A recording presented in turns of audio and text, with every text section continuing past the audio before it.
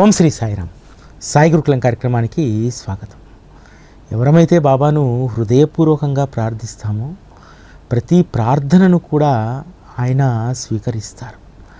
మన అంతరంగంలో మనం ఏం ఆలోచిస్తున్నాము, దేని గురించి మనం పరితపిస్తున్నాము అనేటువంటి విషయాలను ఎప్పుడూ కూడా ఆయన గమనిస్తూ ఉంటాడు. అందుకనే కొన్ని విషయాలు మనం బాబాకు నేరుగా చెప్పకపోయినా మన మనసులో ఉన్నటువంటి దాన్ని గ్రహించి ఆయన మనకు కాలానుగుణంగా ఆయా సమయానికి కావలసినటువంటి దాన్ని అనుగ్రహిస్తూ ఉంటారు. అందుకని మనం ఎప్పుడూ కూడా మన అంతరంగంలో మంచి తలంపులే రావడానికి మనం ప్రయత్నం చేయాలి. కేవలం బాబా మనం నోటితోనో మన వాక్కుతోనో చెప్పింది మాత్రమే వింటారు, మన అంతరంగంలో ఉన్నటువంటి దాన్ని వారు గ్రహించరు అనుకుంటే అది అవివేకం. ముఖ్యంగా సద్గురు మార్గంలో ఉన్నటువంటి వారి యొక్క అంతరంగం పరిశుద్ధంగా ఉండాలని అంటారు. ఎందుకోసమంటే బాబా ఎప్పుడూ కూడా నీ అంతరంగంలో నువ్వు ఏమి ఆలోచిస్తున్నావు అనేటువంటి విషయాన్ని గ్రహిస్తూ ఉంటారు. షిరిడీకి బాబా వచ్చినటువంటి తొలినాళ్ళలో పెద్దగా బాబా వద్ద కూర్చునేటువంటి వారు, వచ్చి ఆయా విషయాలను అడిగేటువంటి వారు చాలా తక్కువ మంది ఉండేవారు. ఎందుకంటే బాబా యొక్క వేషధారణ, వారి యొక్క ప్రవర్తన విచిత్రంగా ఉండేది కాబట్టి వారిని మనం ఏమి అడుగుతాము, ఏమడిగినా ఆయన ఏం చేస్తారులే అనేటువంటి దాంట్లో ఉండేటువంటి వారు. నందూరామ్ మార్వడి తాతగారు రాజస్థాన్ నుంచి కవాడే అనేటువంటి ప్రాంతం నుంచి షిరిడీకి వలస వస్తారు. వడ్డీ వ్యాపారము, ఇతరత్ర వ్యాపారాలన్నీ కూడా చక్కగా చేసి షిరిడీలో భూస్వామిగా వారు పేరొందుతారు.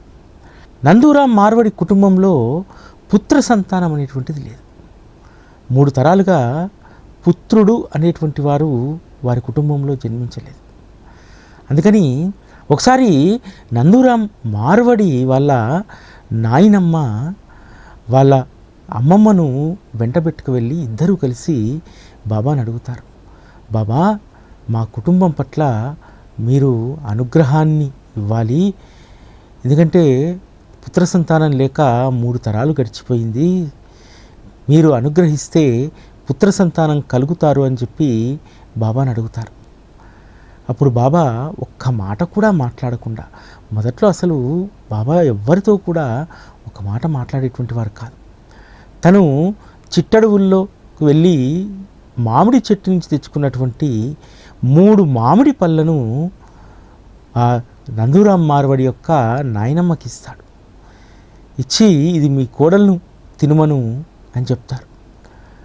ఆ 3 మామిడి పండ్ల లీల తర్వాత నందూరామ్ మార్వడితో పాటు మరొక 2 మగపిల్లలు సంక్లేచ కుటుంబంలో జన్మిస్తారు. అప్పటి నుండి సంక్లేచ కుటుంబానికి బాబా పట్ల అమితమైనటువంటి ప్రేమ కలిగింది.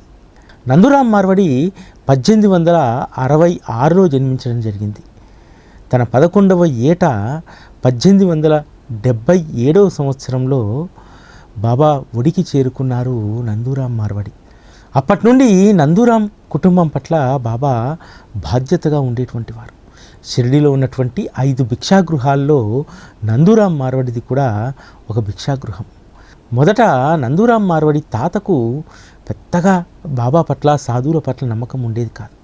కానీ 3 తరాల తర్వాత బాబా ఆ మామిడి పళ్ళ లీల తర్వాత తనకు మనవళ్ళు పుట్టడంతో ఎంతో సంతోషిస్తాడు, బాబాకు దగ్గరవుతాడు.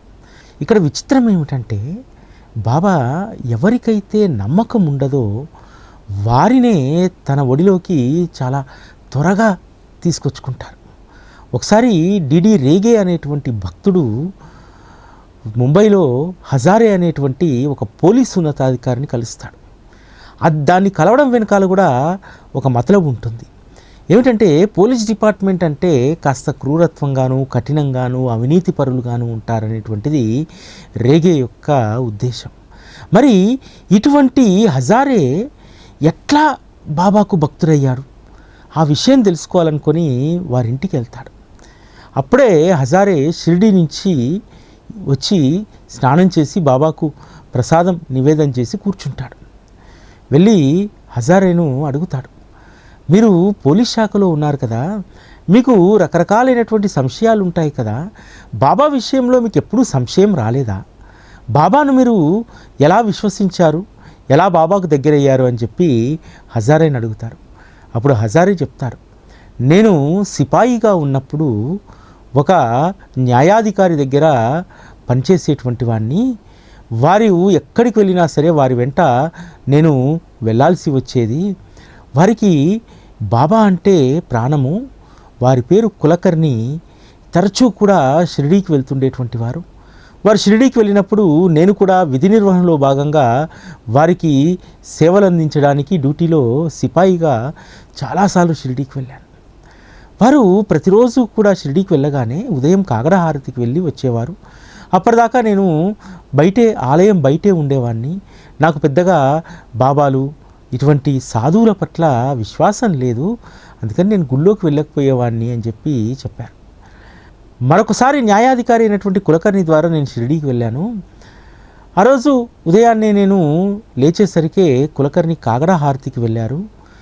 సరే మనం బయటే ఉండి కాస్త కాలక్షేపం చేద్దామని చెప్పి ఊర్లో అటు ఇటు తిరుగుతున్నాను. గ్రామస్తులు ఎవరి పనులలో వాళ్ళు ఉన్నారు. సరే కాగడ హారతి అయిపోయి 15 నిమిషాలైనా సరే కులకర్ణి రాకపోయేసరికి తన బాధ్యతగా మందిరం ద్వారం వద్దకు వెళ్ళి నిల్చున్నాను. నిల్చుంటే ఒక్కసారిగా చతురస్రాకారం కలిగినటువంటి ఒక రాయి పైన బాబాగారు కూర్చొని నా వైపు చూస్తూ నవ్వుతూ ఉన్నారు. వారు చిరిగిపోయినటువంటి కఫ్నీని వేసుకొని ఉన్నారు. వారు నా వైపు చూస్తూ ఒక మాట అడిగారు, నన్ను నువ్వు గుర్తుపట్టలేదా, నేను నీకు తెలియలేదా అని అడుగుతారు.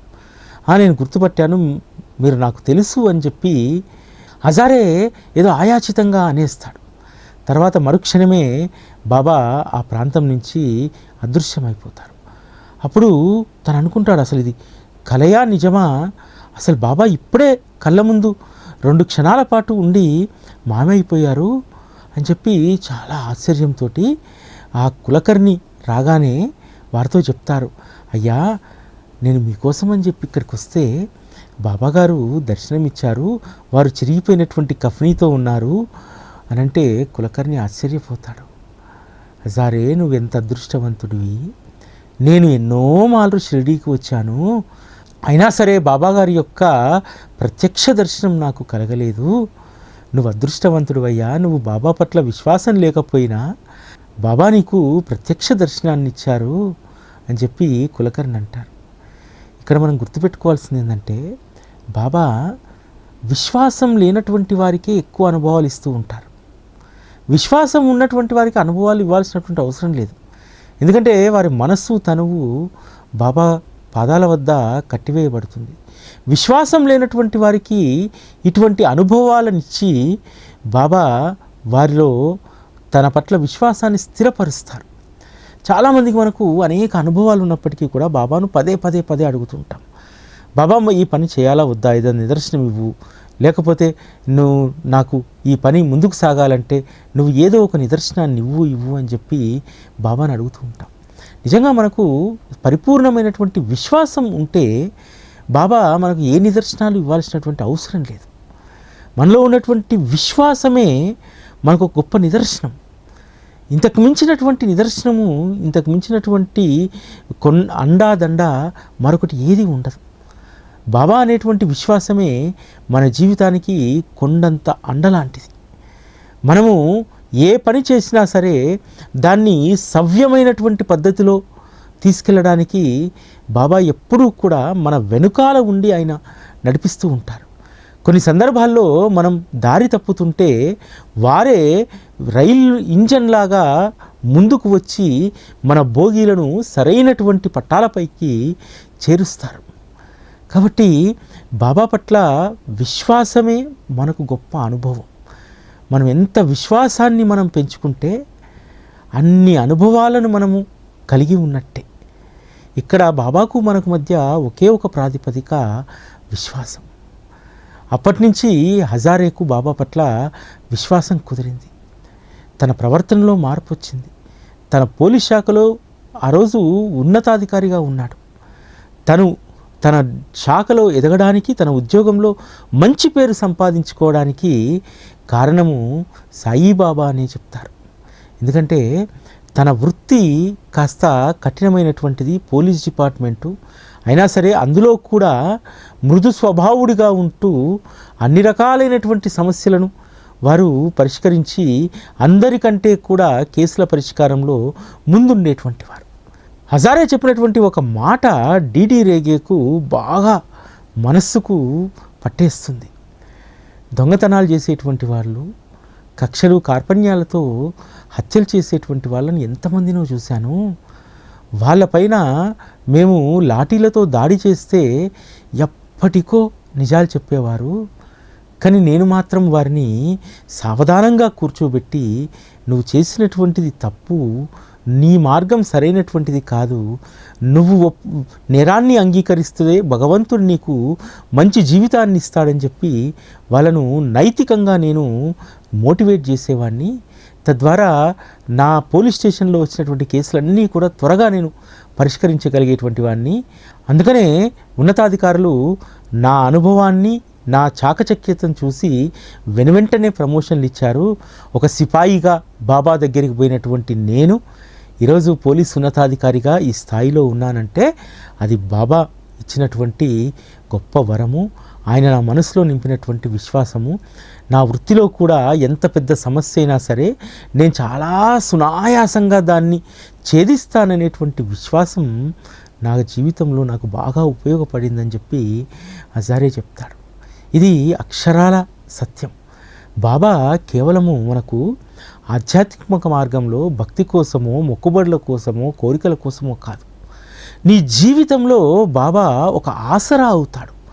నీకు ఎనలేనటువంటి విశ్వాసాన్ని కలిగించి నువ్వు తలపెట్టినటువంటి ప్రతి కార్యం నీ వృత్తిలో, వ్యాపారంలో అది సాకారమయ్యేలాగా నీపైన నీకు నమ్మకాన్ని పెంచుతాడు. తను ఉన్నాడనేటువంటి విశ్వాసాన్ని ఇస్తాడు. మనం అందులో విజయం సాధించడానికి బాబా దోహదపడతాడు. ఇది ప్రతి ఒక్కరి జీవితంలో కూడా ప్రాక్టికల్గా జరుగుతూ ఉంటుంది. మనం చాలామంది దీన్ని గమనించాం. మీరు చాలామంది వెనక్కి తిరిగి చూసుకోండి. మన జీవితాల్లో మనం సాధించినటువంటివి మనం వ్యక్తులుగా సాధించేటువంటి వాళ్ళమా? అసాధ్యం. కొన్ని కేవలం బాబా అనేటువంటి విశ్వాసం మనలో ఉండబట్టి అనేక పనులను, అది మన శక్తికి మించిందైనా సరే మనం సాధించగలిగామంటే కేవలం బాబా అనేటువంటి విశ్వాసం మాత్రమే. బాబా అనేటువంటి విశ్వాసము ఎక్కడి వరకు తీసుకెళ్తుందంటే అనా పైస లేకపోయినా హిమాలయాల వరకు తీసుకెళ్తుంది. ఇది అతిశయోక్తి కాదు, జరిగినటువంటి ఒక లీల. పర్వర్ధన్ అనేటువంటి భక్తుడు ఒకసారి ద్వారకామాయికి వచ్చి ద్వారకామాయి లోపల కూర్చొని ఉంటారు. కూర్చొని ఉండగా తన దృష్టి బాబా పటం వైపు వెళ్తుంది. బాబా ఆసనంలో కూర్చున్నటువంటి ఆ పటం వద్ద ఒక యువ సాధువు కాషాయం ధరించి పటానికి దగ్గరగా కూర్చొని బాబా పాదాలను శుతిమెత్తగా మృదువుగా ఒత్తుతూ ఉంటాడు. ఈ పర్వర్ధను ఆ సాధువునే చూస్తూ ఉంటాడు. ఏంటి సాధువు ఇలా చేస్తున్నాడని చెప్పి. కొన్ని నిమిషాల తర్వాత ఆ యువ సాధువు వచ్చి పర్వర్ధన్ పక్కన కూర్చుంటాడు. కూర్చొని, మీరు అది చిత్రపటం అని భావిస్తున్నారు, అది చిత్రపటం కాదు, సాక్షాత్తు బాబా గారని చెప్పి మనం భావిస్తే వారి పాదాలను తాకుతున్నప్పుడు ఆ ఫోటోలో మృదువైనటువంటి వారి పాదాలు మన చేతికి తాకుతూ ఉంటాయి. అందుకనే బాబా పాదాలను శుతిమెత్తగా ఉన్నటువంటి వాటిని నేను మృదువుగా వాటిని మర్దనా చేస్తున్నాను అని చెప్పని అంటారు. మన అంతరంగంలో ఉన్నటువంటి భావనే, మన అంతరంగంలో ఉన్నటువంటి ప్రేమనే బాబాకు మనల్ని దగ్గర చేస్తుంది. అసలు నేను ఒక అనామకుణ్ణి, అటువంటి నన్ను బాబా త్రయంబకేశ్వర్ దగ్గర నుంచి బద్రీనాథ్, కేదారీనాథ్, హిమాలయాల వంటి అనేక ప్రదేశాలలో తీర్థయాత్రలు చేసేటువంటి అవకాశాన్ని ఇచ్చాడు. ఇది కేవలం బాబా మాత్రమే నాకు ఇచ్చారు. ఎందుకంటే నా చేబులో అనా పైసా కూడా లేదు. అయినా సరే యాత్రలన్నీ కూడా నేను దిగ్విజయంగా చేయగలిగానంటే అది బాబా కృపయే. ఇలా తీర్థయాత్రలు చేస్తున్నప్పుడు, నేను హిమాలయాల్లో తిరుగుతున్నప్పుడు అనేక మంది ఋషులు, అదేవిధంగా యోగులు, అనేక మంది తపస్సులు అక్కడ నాకు కనిపించారు. వారిని ఆశ్రయించినటువంటి వారికి ఆ గురువులందరూ కూడా ఆ శిష్యులకు ఎప్పుడు పడితే అప్పుడు దర్శనాన్ని ఇస్తున్నారు. అరే, నేను నమ్మినటువంటి, నేను ఆరాధిస్తున్నటువంటి నా సద్గురు సాయిబాబా ఒక్కసారైనా నాకు దర్శనం ఇవ్వకపోయానే అని చెప్పి బాధపడేవాడిని. ఇక ఒక మొండితనం వచ్చేసి ఒకరోజు బాబా దగ్గర ఒక పంతం పట్టాను. బాబా, మీరు 2 గంటల్లో నాకు దర్శనం ఇవ్వకపోతే హిమాలయాల్లో ఇక్కడ నేను కూర్చున్నటువంటి ఈ ప్రదేశంలో ఆనుకొని ఉన్నటువంటి ఆ లోయలో దూకి నేను చనిపోతాను అని చెప్పి 2 గంటల పాటు బాబా ధ్యానంలో కూర్చొని ఉంటాడు. ఇక 3 నిమిషాలు ఉందనగా కళ్ళు తెరిచేసరికి బాబా దర్శనం కాలేదు. సరిగ్గా 3 నిమిషాలు గట్టిగా బాబా నామస్మరణ చేస్తాడు. ఇంకొక 30 సెకండ్ల సమయం మాత్రమే ఉంది. ఇక తను లోయలో దూకడానికి సిద్ధమవుతాడు. ఒక అడుగు ముందుకు వేయగానే బాబా ఆ లోయ చివరి అంచు నుంచి అతనికి ప్రత్యక్ష దర్శనాన్ని ఇస్తాడు. ఇది నేను పొందినటువంటి అనుభవం అని చెప్పి పర్వర్ధన్కు చెప్తాడు. ఒక్కసారి నాకు బాబా దర్శనమైన తర్వాత ఇక నేను ఏ అనుభవాన్ని నాకు ఇవ్వమని చెప్పి నేను బాబాని అడగలేదు. నేనే గొప్ప అనుభవాలను పొందేటువంటి స్థితికి వచ్చాను. ద్వారకామాయికి రాగానే బాబా అలా ఒక కాలు మడిచి ఒక కాలు నేలపైన పెట్టి ఉంటే అలా వారు కూర్చొని ఎంతసేపు అయిందో వారి పాదాలు మర్దన చేయాలనేటువంటి భావన కలిగింది. ఫోటో దగ్గరికి వెళ్ళగానే ఆ ఫోటోలోంచి వారి పాదాలను తాకుతున్నప్పుడు అవి శుతిమెత్తగా నా చేతులకు తాకడం ఆరంభించాయి. ఇంకా ఇంతకంటే అనుభవం నాకు ఏమి కావాలి అని చెప్పి ఆ యువ సాధువు చెప్తాడు. ఇంతకుముందు మనం మాట్లాడుకున్నట్టు ఎవరికైతే విశ్వాసం ఉండదో వారికి ఒక్క అనుభవం చేత ఎంత గొప్ప విశ్వాసాన్ని కలిగిస్తారంటే, ముంబైలో భాస్కర్ మఘేడే అనేటువంటి ఒక భక్తుడు ఉండేటువంటి వారు. తన భార్యను ఎప్పుడూ కూడా తుకారాం భార్యతో పోల్చేటువంటి వారు. ఎందుకంటే తుకారాం నిత్యము కూడా పాండురంగ స్మరణలో ఉండేటువంటి వారు. అది తన భార్య అయినటువంటి జీజాబాయికి అసలు నచ్చదు. ఎప్పుడూ కూడా ఆడిపోసుకునేటువంటిది. ఎప్పుడు నీకు పాండురంగతోటేనా ధ్యాస, ఇక సంసారము ఇవన్నీ ఏమీ పట్టవా అని చెప్పి తుకారాం భార్య ఎప్పుడూ కూడా ఎత్తిపొడుస్తూ ఉండేటువంటిది. అట్లాగే భాస్కర్ మఘాడే భార్య కూడా సాయిబాబాను తను పూజిస్తూ ఉంటే, ఎందుకు ఊకే మీరు సాయిబాబా భజనలో ఉంటారు, ఎప్పుడు ఆయన ధ్యాసలో ఉంటారు, ఆయన తప్ప మీకు ఇంకొకటి లేదా అని చెప్పి ఎప్పుడు దెప్పి పొడుస్తూ ఉండేది. కానీ భాస్కర్ మఘాడే మాత్రము ప్రతిరోజు కూడా బాబాకు పూలమాల వేసి భార్య ఏదైనా మిఠాయి పదార్థం చేస్తే ఆ పదార్థాన్ని నివేదించి వెళ్ళిపోయేటువంటి వారు. ప్రతి శుక్రవారం కూడా బాబాకు పెట్టినటువంటి పూలు ఇవన్నీ ఒక సంచిలో వేసుకొని చౌపాటి దగ్గర ఉన్నటువంటి సముద్రంలో వాటిని నిమజ్జనం చేసేటువంటి వారు. ఒకసారి భార్యాభర్తలు ఇద్దరూ కూర్చొని మాట్లాడుకుంటున్నారు. ఆ మాటలు కాస్త వాదనగా మారాయి. ఆ వాదనలో భార్యకు సంబంధించినటువంటి కొన్ని లోటుపాట్లను భర్త చెప్తూ ఉంటే ఒక్కసారిగా భాస్కర్ భార్య ఉవ్వెత్తున ఎగిసిపడి, నీకు ఎన్నిసార్లు చెప్పాను, నేను చెప్పినట్టు చేస్తున్నావా? సాయిబాబా పూజ ఇంట్లో చేయొద్దన్నా, ఇంట్లో పూజ చేస్తున్నావు, నువ్వు రోజు మిఠాయి చేయమంటావు, చేస్తున్నాను నేను, రేపటి నుంచి ఈ ఇంట్లో ఆ పూజ జరగడానికి వీల్లేదు అని చెప్పి ప్రతిసారి కూడా పూలమాలను తీసుకెళ్లేటువంటి బ్యాగ్ ఉంది కదా, ఆ బ్యాగుని తీసుకొచ్చి బాబా ఫోటో, అక్కడ ఉన్నటువంటి స్తవనమంజరి, అష్టోత్తరము, హారతుల పుస్తకము, అక్కడే ఉన్నటువంటి దత్తమహారాజ్ ఫోటో అన్నీ సంచిలో వేసి, పద ఈరోజు నుంచి ఇక ఈ ఇంట్లో వీళ్ళకి స్థానం లేదు, మనము చౌపాటి వెళ్తున్నాము, నువ్వు అక్కడ నిమజ్జనం చేస్తావు అనేటువంటి విశ్వాసం నాకు లేదు అని చెప్పి భర్త చేయి పట్టుకొని లాక్కొని వెళ్ళి చౌపాటి వరకు వెళ్ళి తానే సంచిని మొత్తము కూడా సముద్రంలో దులిపేస్తుంది. దులిపేసి ఇంటికి వచ్చిన తర్వాత భాస్కర్లో మాత్రమే మార్పు లేదు. బాబా చిత్రపటం లేకపోతే ఏమిటి, ఆయన రూపాన్ని మనసులో ముద్రించుకున్నాను కదా అని చెప్పి ఆ వారమంతా కూడా బాబా స్మరణలోనే ఉంటారు. ఆ తర్వాతి శుక్రవారం వస్తుంది. శుక్రవారం ఇంట్లో ఉన్నటువంటి భగవంతునికి ఇతర దేవత ఆరాధన ఇంట్లో ఉంది. ఆ భగవంతులకు పెట్టినటువంటి ఆ పూలన్నీ కూడా తీసుకెళ్ళి చౌపాటిలో పడేస్తాను, కాస్త ఆ బ్యాగ్ తీసుకురా అని అంటాడు. బ్యాగు పట్టుకొని వస్తున్నటువంటి భార్య ఒక్కసారిగా కేకలేస్తుంది. ఏమిటి పరిస్థితి అని చెప్పి వెళ్ళి చూసేసరికి ఆ బ్యాగ్ పట్టుకొని గజగజ వణుకుతూ ఉంటుంది భార్య.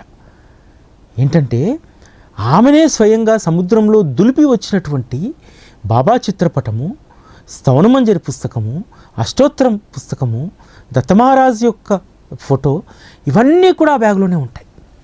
ఆమె ఆశ్చర్యపోయి, నేను సముద్రంలో నా చేతులతోనే కదా నిమజ్జనం చేశాను, మళ్ళీ ఇక్కడికి ఎలా వచ్చాయని చెప్పి ఆశ్చర్యపోతుంది. అప్పుడు మనసులో భాస్కర్ మగాడే అనుకుంటాడు, తుకారాం మహారాజ్ అభంగాలను ఇంద్రాణి నదిలో పడేస్తే వాటిని పాండురంగ విఠలుడు కాపాడినట్టు నా భార్య దత్తమహారాజ్ ఫోటో, బాబా ఫోటో పడేస్తే మళ్ళీ బాబానే స్వయంగా ఆ ఫోటోలన్నీ మూట కట్టుకొచ్చి మళ్ళీ నా ఇంట్లోనే పెట్టాడు. భాస్కర్ మగాడే అంటాడు, ఒక్కసారి ఒక ఇంటిలోకి గృహప్రవేశం చేసినటువంటి ఆయన అసలు తిరిగి వెళ్ళడం అనేటువంటిది అసంభవము. దానిని నిరూపించాడు. నా భార్యకు జ్ఞానోదయం కలిగించాడు. అప్పటి నుంచి నా భార్య బాబాను ఆరాధించడం, పూజించడం మొదలుపెట్టింది. ఈరోజు నాకంటే ఎక్కువ ఆవిడ బాబాను ఆరాధిస్తుంది. ప్రతిరోజు కూడా శ్రద్ధగా పూలు కట్టి బాబా పటానికి, దత్తుడి పటానికి ఆవిడ మాలలు తయారు చేస్తుంది. అంతేకాదు నిత్య నియమంగా స్తవనమంజరి చదువుతుంది, ప్రతిరోజు పూజలో అష్టోత్తరం చేస్తుంది. నా జీవితంలో నాకు అత్యంత తృప్తికరమైనటువంటిది నా భార్య బాబా భక్తురాలిగా మారడం అనేటువంటిది. అప్పటి నుంచి ఆమెలో వాదన అనేటువంటి నైజం పోయింది, నిదానంత్వం వచ్చింది. దాంతో మా సంసారం సుఖంగా సాగుతుంది అని చెప్పి చెప్పడం జరిగింది. అంటే బాబా ఇచ్చేటువంటి అనుభవాలన్నీ కూడా మన జీవితాలకు ఉపయోగపడేటివి. ఎందుకంటే బాబా మన జీవితంలో ఎలా ఉండాలనేటువంటి దాన్ని నేర్పిస్తాడు. అందుకనే అనేక మందికి ఇటువంటి అనేక అనుభవాలనిచ్చి తన పట్ల ప్రేమను పెంపొందింపజేసుకొని తన పట్ల విశ్వాసం పెరిగేలాగా ఇటువంటి అనుభవాలను బాబా ఇస్తారు. నిజంగా ఈరోజు బాబా ఒడిని చేరినటువంటి మనందరం కూడా అదృష్టవంతులం. ఇది ఈరోజు సాయి గురుకులం. మళ్ళీ రేపటి కార్యక్రమంలో కలుసుకుందాం. అప్పటి వరకు సెలవు. నమస్కారం.